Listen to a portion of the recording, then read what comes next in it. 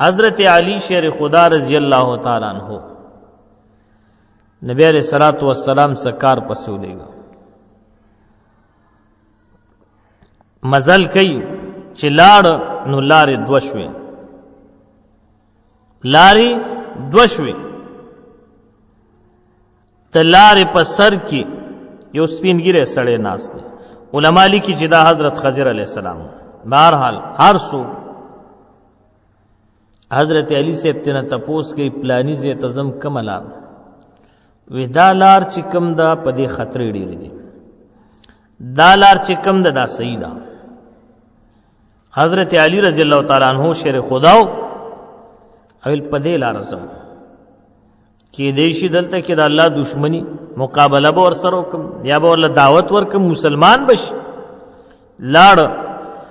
چې مخکې ګوري نو یو بنګله ده صحرا کې شاړه علاقه ځنګل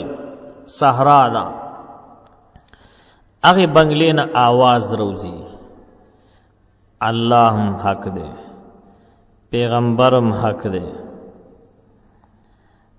ملائکم حق دی کتابونه هم حق دی دا ټول چې الله سره لیږلي دا ټول حق دی او بیا وی یوم نه منمه داسې آواز روزي. حضرت علی صاحب راله ګیټې ورته روزه څوک کم کافر پکې څوک هم راونه وته. حضرت علی شیر خدا رضی اللہ تعالیٰ عنہ مقابله د پاره په دیوال وروړی ده چې وردن نشو خسته محل دی هیڅوک هم پکې نشته خو آواز تاویږي. حضرت علی سے پریشان دی چا خطره راته همدا ښکاري څوک یې را پیدا نه کړ ټول محل یې ګوټ په ګوټو کته. کله چې واپس راله محبوب مدنی صلی الله علیه وسلم ته واقعه بیان کړه ده چې دغسې چلو شو ورته وی علی رضی الله تعالی عنہ دغه کې څوک هم نشته دې محل کې د آخر زمانه هوا الله پاک بنده کړې ده. زما په امت داسې یو وخت را روان دی داسې یو زمانه را روانه ده چې هغې به په خوله باندې لګي چې دام حق دی دام حق دی دا مونځ الله فرض کړی دی دام فرض دی دغم فرض دی دام دی خو لیکن عمل به ټکیم نه وي عمل به د قول خلاف وي. لکه دې دور کې مونږ او تاسو ګورو که نه هر سړي ته پته ده چې مونځ فرض دی خو لیکن کوي یې نه عمل د قول خلاف شو که نه شو دغه حساب دی. داسې دور ته مونږ او تاسو پاتې شو. 1443 سال وړاندې پیشن گویی شوې ده دې کې مونږ او تاسو ښه زبردست تسبیح هم را سره لاس کی خلق پې دوکه کو د ریاست مدینه آواز هم لګو خو لیکن عملم ټول د محمد رسول الله صلی الله علیه وسلم د دین خلاف دی دشمنی کو ورسره کم ځای کې چې وسم رسي نو دین له نقصان رسو. خو یاد ساتئ دین له چې کم دی نمرود نقصان نه دی رسولی الله تباه که فرعون نه دی رسولی الله تباه که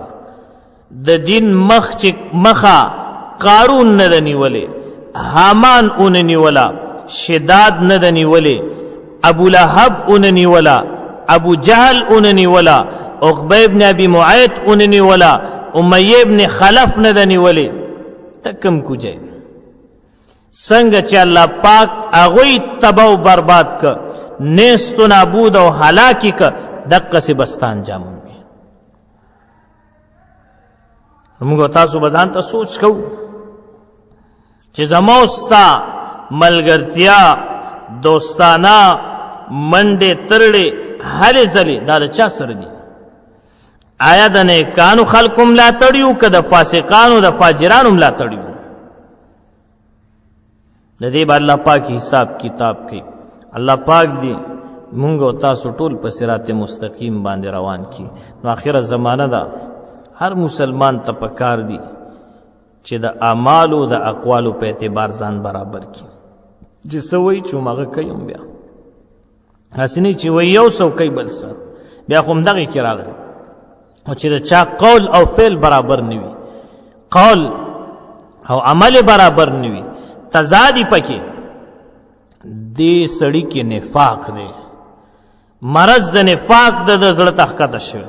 او کم زړه ته چې نفاق راشي هغه ته منافق وایه علماء کرام لیکي یو صحابیه ده دا د یو صحابی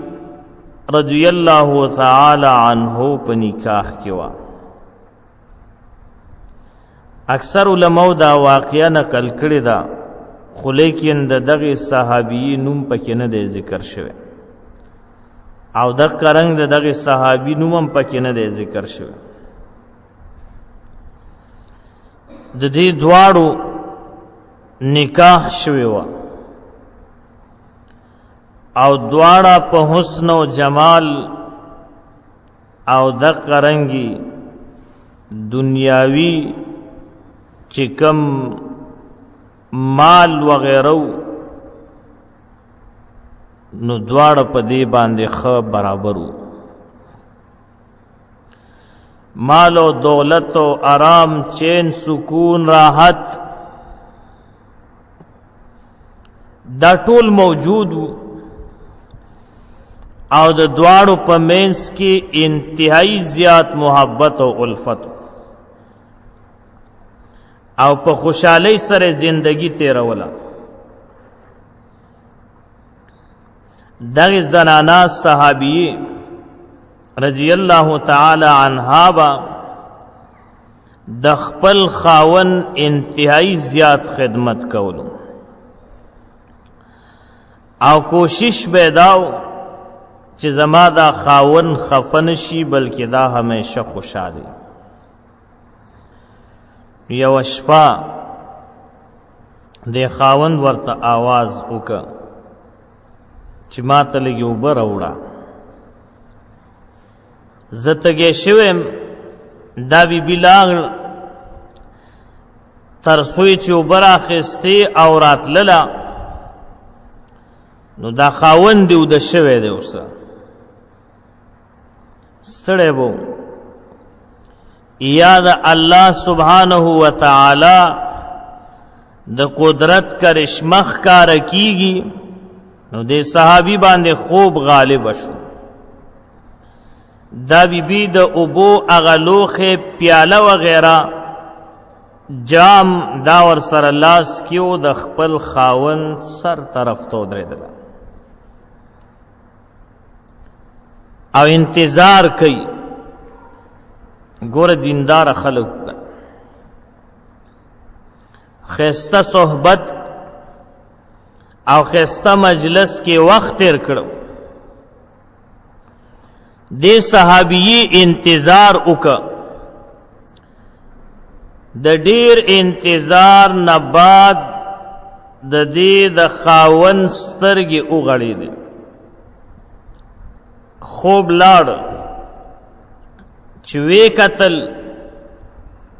نو دا بیبیو مکه شان ولاړه د سر ته او به یې په لاس کې دي نو ډېر زیات خوشحاله شو چې زما بیبي خو ډېره تابعداره ده او ته کم ټیم نه ولاړې وی کم ټیم راته چې تا آواز کړو د ماسخوتن د مانځه نه بعد هغه ټیم نه ولاړې مو دا د شپه لږه پاتې ده نو دې صحابي ترې نه اوبه واخیستې اوبه یې وڅکلې د اوبو د څکلو نه چې کله فارغ شو نو بیا دې بیبي ته وویل زه خو ستا نه ډېر خوشحال شومه ځکه تا زما انتظار وکړه او دغه انتظار کولو سره دې ډېر تکلیف برداشت کو نن چې ما نه څه وغواړې زه به ستا خبره منم او ستا حاجت او فرمایش به پوره کومه نو دی بی بی ورته وویل آیا ته په خپله خبره کې صادق یې؟ زما خبره به خامخا منې؟ نو دی صحابي ورته ویل آو ستا خبره زه بلکل خامخا منم او ستا ضرورت به زه پوره کوم چې ته سم وې. نو دی بی بی ورته بیا وویل چې خامخا به منې؟ وی دریم ځل بیا وی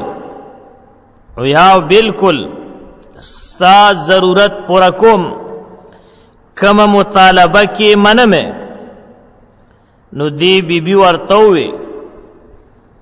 زما خبره منی؟ ویاو وی مال طلاق راکا. سراکا طلاق راکا. او سړی حیران شي چې دا خبره دی بی بی ولې وکړله. و چې کله واقعه پورا ووري نو بیا ورته پته ولګي چې دې کې راز څه دی، دې کې مقصد څه دی،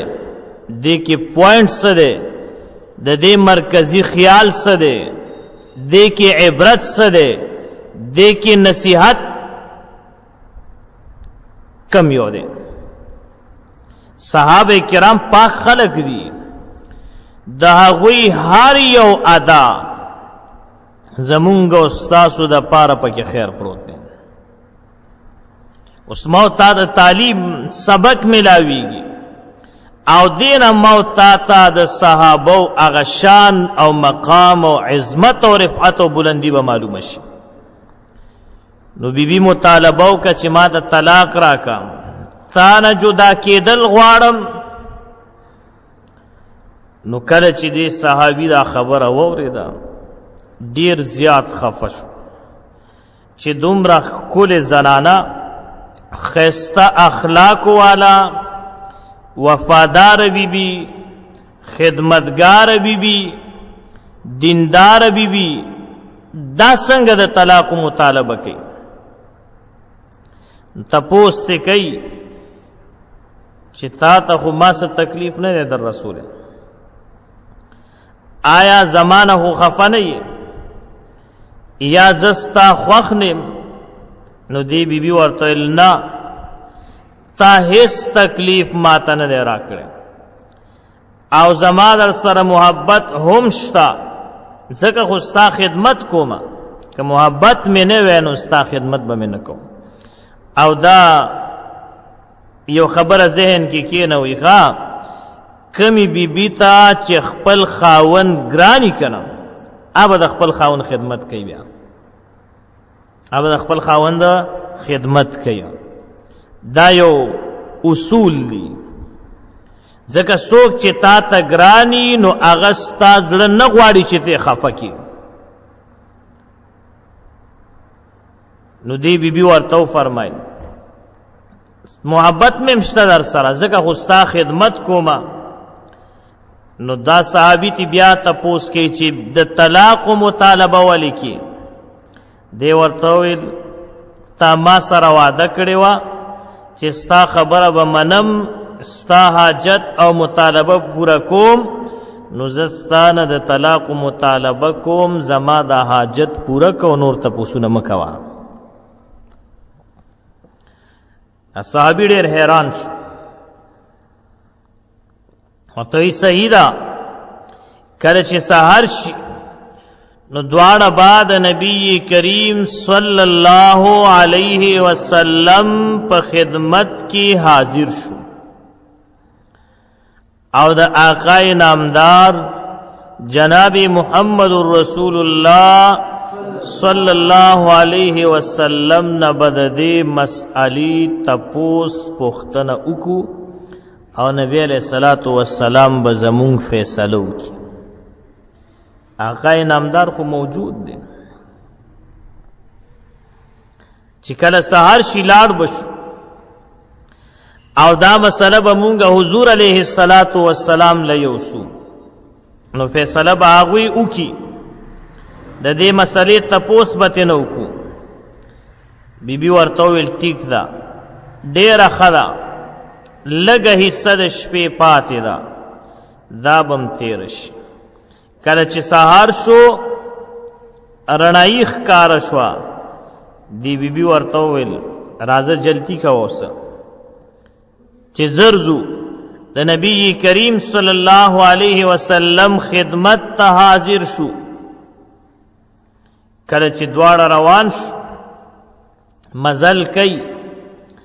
لږ وړاندې چې لاړل د دې زنانا د دې صحابیې د دې خاون خپه وښویدله او لاندې راوغورځېده خپه زخمی شوه د جسم نه وینه روانه شوه بیبي لوپټه راکوزه کړه د سر نه کټ یې کړله او د خاوند دا خپی په هغې باندې وتړله او دا وینه یې بند کړله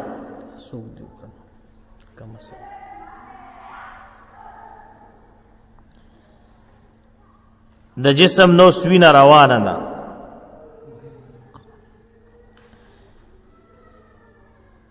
اخپه والا وتړله چې کله خپه وتړله او وینه ودرېدله نو دا بیبي د خپل خاوند ته وی راځه چې واپس ځو کور ته واپس لاړ شو اوس درنه د طلاقو مطالبه نه کومه زه چې ځو نو دا صحابي حیران شو او ورته ویل زه خو په دې باندې پوه نه شومه چې هلته د طلاقو مطالبه تر دې زیرالو زما خپه زخمي شوه اوس راته وی چې واپس ځو او مطالبه نه کې په دې باندې پوه نه شومه او سوای چې طلاق نه غواړم بیبي ورته وفرمایل کله چې کور ته لاړ شو نو بیا به درته د دې وجه بیان بیا به د دې وجه بیان کم درته اوس درته نشم ویلی زه چې ځو واپس کله چې کور ته واپس راغله نو خاوند تېنه تپوس وکړه چې تا خو زمانه د طلاق و مطالبه کوله ولې دې کوله دا مطالبه نو دې بیبي ورله جواب ورکړه او ورته وی یو څو ورځې مخکې ته چې کور ته راغلې نو ستا د خولې نه ما د خپل پیغمبر د خپل آقا او محبوب یو حدیث واورېده ته د نبي علیه الصلاة والسلام د مجلس نه رالی او کور ته ځان چې راورسو نو د نبي علیه الصلاة والسلام یو حدیث دې ما ته بیان که نو دا صحابي ورته فرمایي چې کم حدیثو نو هغې بیبي ورته وویله چې تا ما ته دا حدیث ویلو چې نبي علیه الصلاة والسلام فرمایي چې د کم کس سره الله رب العزت محبت کوي په هغه باندې تکلیفونه داسې راځي لکه اوبه چې د اوچت ځای نه ښکته په تیزۍ سر راځي دا حدیث مې درنه اورېدلی و اوس دې حدیث کې یو لویه فلسفه او حکمت پروت دی او خبره د چا ده د جناب محمد رسول الله صلی الله علیه وسلم د نبی علیہ الصلوۃ والسلام خبره د کمال نه ډکی دي د حدیث د یو حصے او د یو ټوکړې نه د یو فکرې نه فقهاو علماو په سونو په زرګونو مسائل راوستي دي ځکه ما استاد آقا شان ډیر لوی دی هر خبره کې حکمت نو دې ته سوچ کوا د صحابه کرامو عمل وګوره د هغوی ترتیب وګوره چې کومه خبره به د نبی علیه الصلاة والسلام په مجلس کې واورېده او مغه خبره به کور کې بیان کا لکه مونږ او تاسو د علماو نه مسائل واورو نو لاړ شو کور کې بیان کو نو دیو جن دین خوریږي دغه الحمدلله ټول کورونه په خوشحالۍ سره دي خستا چین او سکون سره زندگی تیریږي یو کور کې نه جنگ شته نه جګړه شته ځکه مونږ او تاسو چې کوم ځای عالم دین لګی درس او تدریس کوي حدیث بیانوي یا اصلاحي واعظ او نصیحت کوي نو زمونږ استادو په جماعتونو کې د خپې خودو زینی جماعت جک په جک ښه برابر ډک چې ډېر نی نو شپېته اویا کسان خو خامخا ناست دي شپېته اویا ټول کور ته لاړ شي نو هر یو هغه مسلې یادې کړي او خپل کور کې بچو ته بیان کی بیبي ته بیان کی لونو ته بیان کی نو دینداری خوریږي دغه الحمدلله الله پاک دې موږ او تاسو ته استقامت را نصیب کړي موږ او تاسو صرف چې ماړه یو کنه د دین نه ماړه یو باقي د هر څه نوږي خو دین نه ماړه یو او چې کم سړی ځان د دین نه موړ کی او د دین نه غفلت اختیار کی همیشه در په در خورې په سري بیا الله پاک دې موږ او تاسو کې دینداری را پیدا کړي نو یاد ساتئ یو زنانه ده او هغې دین نه دی یاد کړی دنیا نه بې دینه لاړله د دغې زنانه باره کې به د څلورو کسانو نه د قیامت په ورځ الله تپوس کوي یو به د هغې د پلار نه تپوس کېږي چې تا د خپله بچی د دین نه ولې نه خبر کړي نن سبا پلاران دا غم کوي نه کوي دویم د هغې د رور نه به تپوس کېږي دریم د خاون نه به تپوس کېږي څلورم د هغې د بچي نه به تپوس کېږي پوهیږې په خبره دا څلور کسونه به الله تپوس کوي نو دا معمولی خبره نه ده الله پاک چې تپوس کوي او تا نه سوال کوي دا دومره آسان نه دی دلته کې چې زما او ستانه د دنیا یو عهدهدار یو سپاهی صاحب ایسیچو صاحب مرزا صاحب لږ ورپسې برشه بیا ډي ایس پي صاحب ایس پي صاحب تپوس کوي او جرم مو کړی وي نو په یخ جمی کې را باندې خوله راځي که نه راځي د دنیا عهده ورسره ده خو چې مجرم نو جواب نشي کولی نو چې ته مجرم او د قیامت په ورځ الله پاک در نه تپوس کوي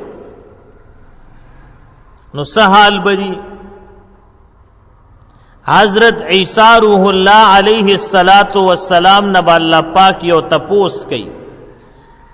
تپوس قرآن کې ذکر شوی دی انت قلت للناس اتخذوني وامي الهین من دون الله عیسی علیه السلام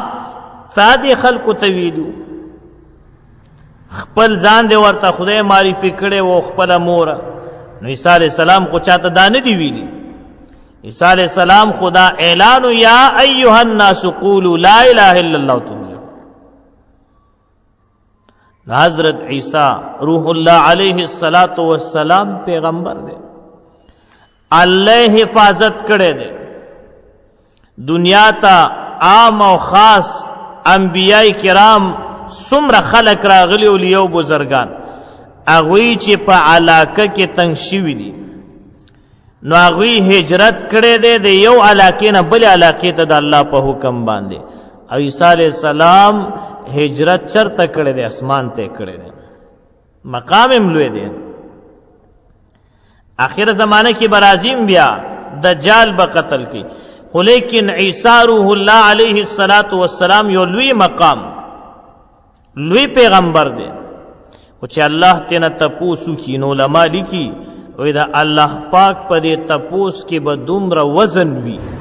دومره قوت او طاقت به یې پکې چې د حضرت عیسی روح الله علیه السلام په بدن چې کم ویښته دي د هر ویښته لاندې یو سوراخ دی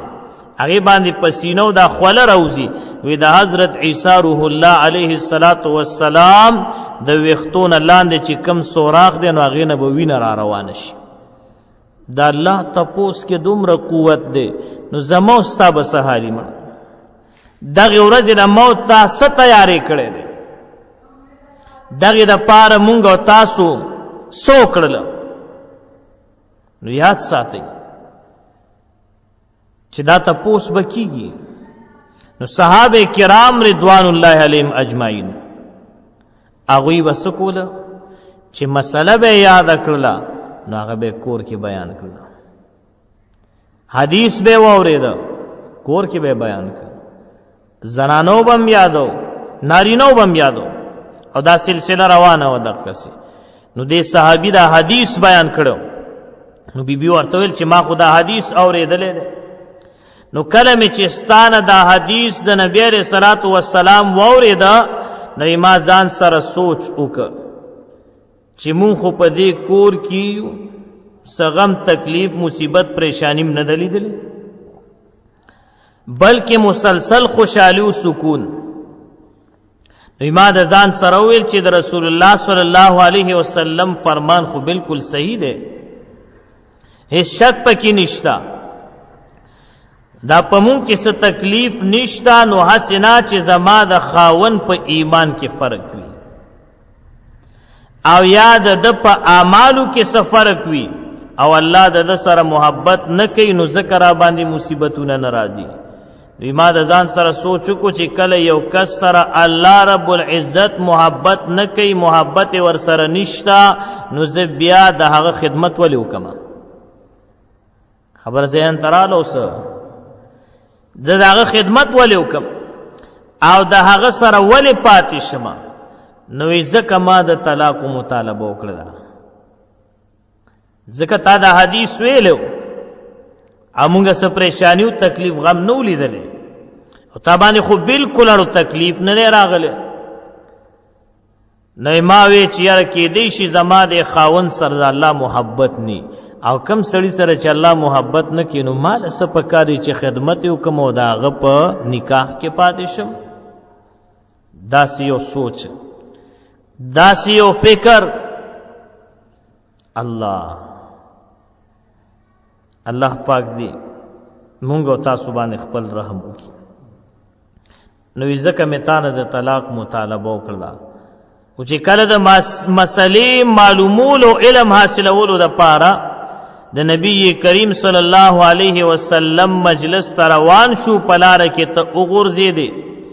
او تا ته د الله په لار کې تکلیف او مصیبت ورسېدو، نو زه فوراً پوه شم چې تا سره د الله محبت شته، تا سره د الله محبت شته، ځکه در باندې تکلیف راغلی. او بل ما ته معلومه شوه چې تا ته الله دا خوشحالی او نعمتونه در کړي دي، نو داسې نه ده چې ګنې ته د الله محبوب نه یې،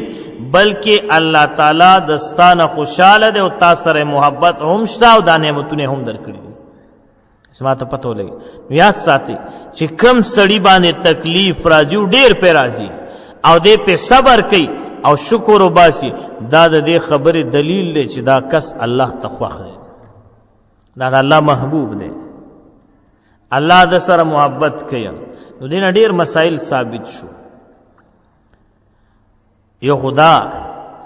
چې چا باندې تکلیف راځي نو دا به د الله محبوب وي، خو په شرط د دې چې صبر کوي. ګوره چې چغې سورې او دغه دا بیا عذاب وي. پوهیږې په خبره؟ بل د صحابه کرامو رضوان الله علیهم اجمعین هغه مقام، د هغوی کردار، د هغوی هغه سوچ او فکر مو ته معلومه شو چې هغوی د الله سره څومره محبت ساتل، تر دې پورې چې خپل خاون هغه تکلیف نه دی راغلی نو ذهن ته خبر راځي چې کیدی شي الله ته نی خوښ، نو چې کم کس الله ته نی خوښ دی ولې خدمت. نو یاد ساتئ موت هم چې دنیا کې زندگی تیرو د هغې چا ملګرتیا به کوو چې هغه نیکان او دینداره خلک وي، د فاسقانو د فاجرانو ملګرتیا نه. ځکه د فاسق او د فاجر سره چې ملګرتیا کې نو ته واده خلاف یې. موږ او تاسو هر ماسخوتن چې مونځ کوو او وتر واجب کوو نو دریم رکعت کې مونږ او تاسو یو دعا وایو، هغې ته دعای قنوت وایه. ډېر حضراتو ته دا نوم هم نه یاده چارته لکه دوای قنوت او آیا نو خواله پیرا چې ویجی دا دوا دی قنوت ستوي نوم نه ورځي دعای قنوت موږ تاسو وایو دا پوهیږئ په خبره او دې کې یو څو ټکي څنګه ونخلع ونترکو من یفجرک سمانا یا الله مونږ طلاق ورکو ونترکو جدا کو یې د ځاننا من هغه څوک یفجرک چې ستا نافرماني کوي دلتم په وترو کې د الله سره وعده وکړله چې کم خلق ستا نافرمانه دي ملګرتیا نه کوو تعلق به نه ساتو هغوی سره به ناسته پاسته نشست او برخاست نه کوو او چې کله دیزي نه ووتلو که همغې خلکو سره ناست وو چې کم د الله نافرماني کوي ښکاره فاسق فاجري همغې سره مونږ ناست یو نو څه دا منځونه به زمونږ او ستاسو قبول شي دا عبادات به هم قبول شي وایو یو څه کو بل څه وایو یو څه او کو بل څه او په دې باندې الله پاک ډېر سخت خفه کي کبر مقتا عند الله ان تقولوا ما لا تفعلون الله پاک انتهایی زیات غصه کیږي په دې خبره باندې چې وی یو څو کې بل څه قرآن یاد دی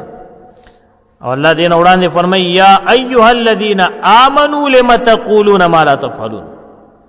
الله فرمایي ای ایمان والو تاسو ولې هغه خبرې کوئ کوم چې تاسو خپله نه کوئ بیا ورپسې فرمایي کبر مقتا عند الله ان تقولوا ما لا تفعلون الله پاک ډیر زیات غصه کیږي په دې خبره باندې چې کم لم تقولون ما لا چې کم کار توی او کینا یعنی وی یو څه او کې بل څه عمل دا د قول خلاف وي قول د عمل خلاف وي